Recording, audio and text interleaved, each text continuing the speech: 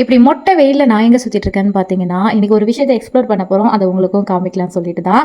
என்னன்னா, எங்கள் ஊரில் அதாவது திருவண்ணாமலையில் ரீசெண்டாக ஒரு 5 பஸ்ஸு ஏசி பஸ்ஸு விட்டுருக்காங்க. எதுக்காகன்னு பார்த்தீங்கன்னா, கிரிவலம் சுற்றுறதுக்கும் அங்கே வர பக்தர்களை பஸ் ஸ்டாண்டில் எடுத்து போய் விடுறதுக்கும். ஸோ அந்த பஸ் தான் இன்னைக்கு வந்து நம்ம எக்ஸ்ப்ளோர் பண்ண போகிறோம். விஷயம் தெரியாமல் நாங்கள் மண் ஒரு 1:30 மணிக்கு போய் நின்றுட்டோம். அப்புறம் தான் தெரியுது 1:30 to 2:30 சாப்பிட்ற டைமாக அவங்களாம் டிரைவர்லாம் சாப்பிட போயிடுவாங்க. அந்த டைமில் மட்டும் வந்துடாதீங்க, வச்சு செஞ்சிரும் வெயில்.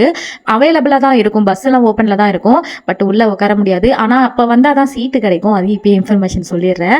வெயில் தாங்காமல் ஓடி போயிட்டேன். ஃபஸ்ட்டு ஒரு கரும்பு ஜூஸை குடிச்சிட்டு போவோம்னு சொல்லிட்டு அப்புறமா போயிட்டு பஸ்ஸை பிடிச்சி 1 ஹவராக வேகாத வெயிலில் உட்காந்து இப்படி ஆயிட்டேன். வந்து நூடுல்ஸ் ஆகிட்டு தான் சொன்னோம். சரி ஃபைனலாக அம்மாவுக்காக தானே வந்தோம், அந்த ஆசையை நிறைவேற்றிட்டு போயிடுவோம்னு சொல்லிட்டு அந்த பஸ்லேயும் போயாச்சு. பஸ் வந்து ரொம்ப ஸ்லோவாக தான் போகும், கிட்டத்தட்ட சைக்கிள் போகிற ஸ்பீடில் தான் போகும். ஏன்னா சுற்றி காமிக்கிறாங்களாமா. சரி இதோட டைமிங்லாம் சொல்லிடுறேன். காலையில் 7 மணிலேருந்து ஸ்டார்ட் ஆகுது, ஈவினிங் 6 மணி வரைக்கும் அவைலபிளாக இருக்குது. ஒவ்வொரு ½ அன் ஹவருக்கும் பஸ் வருன்ற மாதிரி சொல்கிறாங்க.